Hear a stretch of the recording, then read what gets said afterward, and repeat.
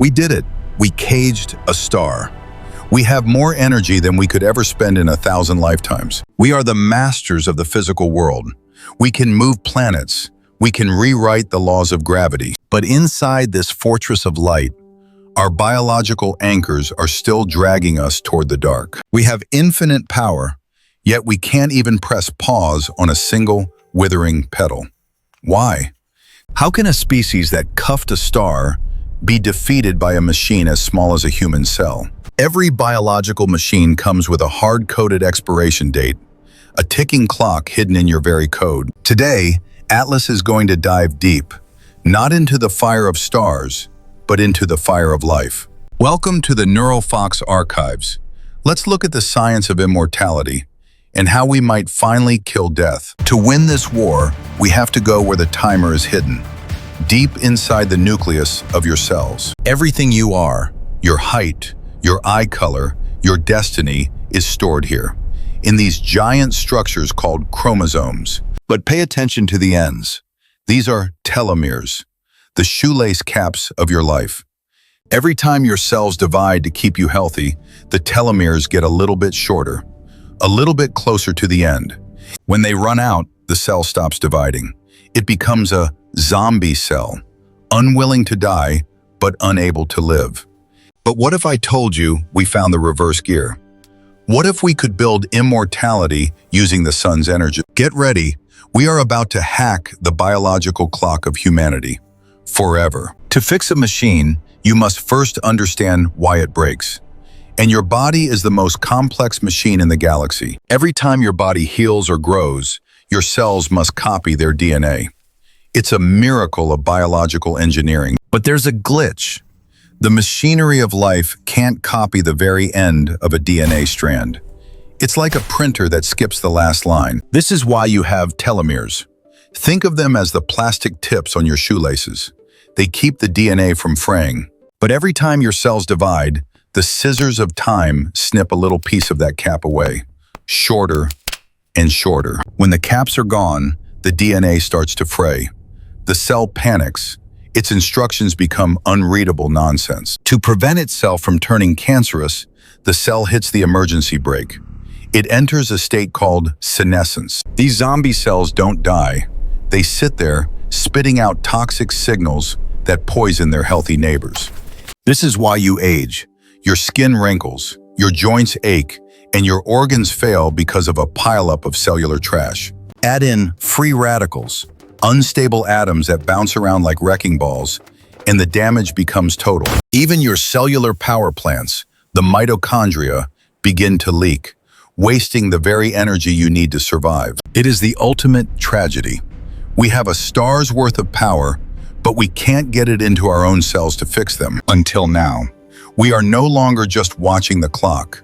We are learning how to take it apart.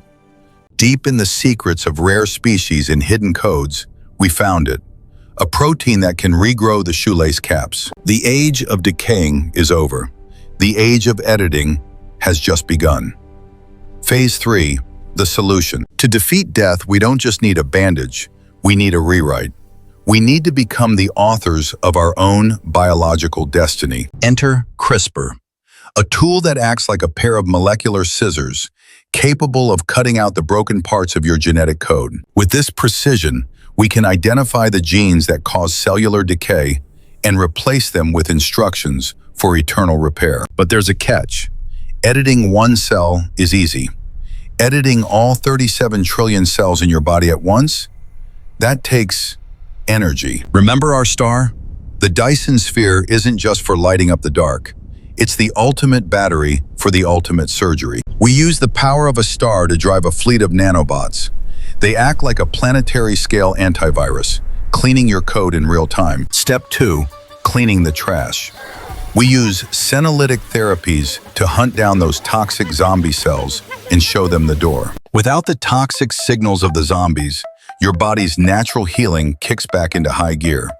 Tissues repair, organs rejuvenate, and those leaky mitochondrial engines, we plug them directly into the Dyson network, giving your cells the power of a young star. Finally, we restart the telomerase factory. The shoelace caps grow back. The ticking clock finally stops. The flower doesn't just stop wilting, it blooms with a strength it never had. This is the new standard of life. Imagine a world where getting old is a choice, where you can be 80 with the heart of a 20-year-old. We have broken the ceiling. For the first time in 4 billion years, biological life is no longer temporary. We have defeated death. We have saved the flesh. But immortality is not a destination. It is a very long, very strange journey. Because a world that never ends is a world that can never start over. Phase 4, the ethics of eternity. We have won the war against time. But victory has a price. In a world where no one dies, where do we put the new arrivals? Space is finite. Resources are finite. But an immortal population is, well, infinite. Nature relies on death to clear the stage for the new. Without it, the forest of ideas becomes stagnant. The old never make way for the young. Imagine a world where the same leaders, the same scientists, and the same ideas rule for 500 years. Evolution stops. Time is valuable because it is scarce. If you have forever, does today even matter anymore? This is why we built the Dyson sphere. To stay on Earth forever is a prison. Immortality requires a galaxy. We aren't just saving your bodies. We are giving you the time to become something more than human. Immortality is not about living forever. It's about having enough time to find where you truly belong. We have the code. We have the energy. Now all we need is the courage to keep growing, no matter how long it takes. Don't let your curiosity decay. Hit that subscribe button to archive your place in our future explorations. Want to see how we got here? Check out our archives on Dyson spheres and digital souls right now.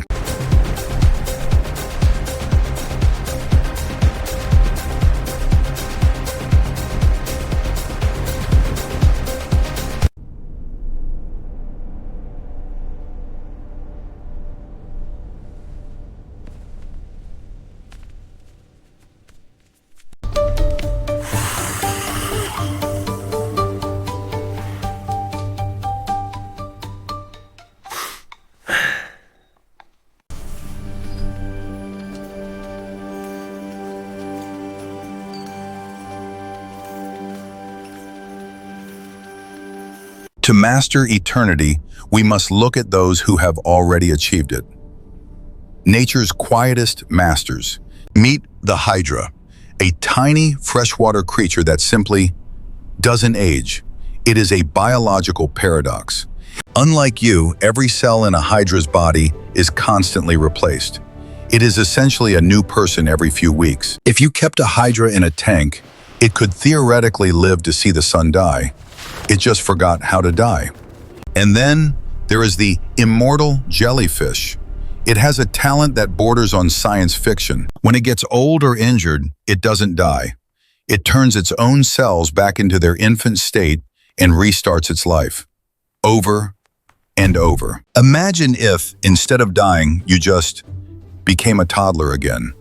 This is reality for Teratopsis. In the freezing Arctic, the Greenland shark takes a different path. It simply lives very, very slowly. By slowing down its metabolism, it avoids the damage of living. It doesn't even reach puberty until it's 150 years old. And then there's the bowhead whale. It has trillions more cells than you, but it almost never gets cancer. Why? It has extra copies of repair genes. It is a biological fortress that fixes mistakes as soon as they happen. Nature has already written the blueprints for immortality. It's just scattered across different species. With CRISPR and our star-powered computers, we can now copy-paste these survival secrets into the human code. We are no longer just human. We are a collection of the best biological ideas in the history of Earth. We have the energy, we have the code, we have the life. But now, we must decide what to do with forever. The first century of biological immortality was a celebration. Death, the old enemy, had been evicted from the planet. Suddenly 100 was the new 20. Your physical prime was no longer a fleeting moment, but a permanent state. Education changed forever. Why rush through school in 20 years when you have 10,000? People began taking decades to master a single craft. Retirement became a forgotten concept. Careers lasted centuries. The person making your coffee might have been a former CEO in the 21st century. But there was a problem we didn't expect. The human brain has a limit. After 200 years, you simply run out of room for new memories. To stay young, you had to start offloading your past. You became a hybrid, half biology, half external cloud storage. Family dinners became complicated. When 5 generations look exactly the same age, the traditional hierarchy dissolves. The economy broke. Life insurance died. Pensions became a joke. If you live forever, how do you even save for a rainy day? But then, humans started building for the truly long term. Projects that took centuries were no longer impossible. To prevent Earth from becoming a living sardine can, we had to look up. Immortality forced the colonization of the stars. But then, the great boredom set in. When you've seen every movie, read every book, and traveled everywhere, what then? Humans began taking insane risks. Death was so rare, it became the ultimate forbidden adrenaline rush. In this new world, mortality was a museum exhibit. A strange, primitive custom from the dark ages of 2026. We were no longer a story with an ending. We were a series with infinite seasons. But is every season worth watching? Because if you can live forever, does that mean you also have the right to finally stop? Phase 7, the choice to fade. After 500 years, the celebration ended. A new feeling began to spread across the stars. The tired soul. Imagine a song that never ends. At first, it's beautiful, but after a million replays, it becomes noise. You just want silence. Birthday parties lost their charm. When you've had 600 of them, you'd rather have a nap for a century. A story is defined by its ending. Without a finale, it is just a list of events. Mortality was what gave every breath its value. So we created a new right, the right to fade. A graceful exit for those who had seen enough of the universe. They didn't just vanish, they chose to upload, leaving the flesh behind to become a memory stored in the heart of our star. Here, in the NeuralFox archives, your souls rest. Not dead, but no longer running, waiting for a future they can't yet imagine. We realized that to be truly immortal, we had to allow for death. Because death is what makes room for the next generation of dreamers. For every soul that went to rest, a new one was born. A fresh perspective. A new set of eyes to look at the wonders we built. We found the balance. Biological immortality for the journey, digital preservation for the rest. We conquered death by making it a choice. Time is no longer a predator chasing us. It is an ocean we have learned to swim in. We are the masters of the biological clock. We saved the flower, we saved the fox, we saved the human, but the greatest thing we saved was the future. Life is beautiful because it changes. And you, dear viewer, are the most beautiful part of this archive. Don't forget to live while you can. Keep the biological clock ticking. Hit subscribe to stay immortal in the NeuralFox community. We need your energy. Ready for another dive? Watch how we captured the sun or save the souls next. Until then, stay curious. We didn't just defeat death. We learned that life is a story worth telling, no matter how long the book. Humanity is now a galactic heartbeat, a species that outran its own end to find its beginning among the stars. Thank you for joining me in the Biolabs. Our archive on the future of humanity continues to grow. Don't let your mind decay. Subscribe now to Sakday Your Intelligence with every new upload. Curious about how we powered all this? Check out the Dyson Sphere archive next. Stay curious, human. Life is not a bug.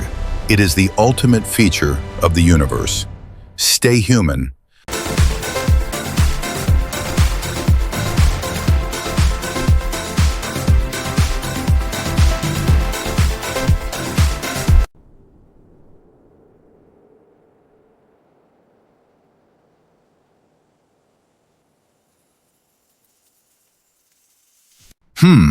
I wonder what this button does.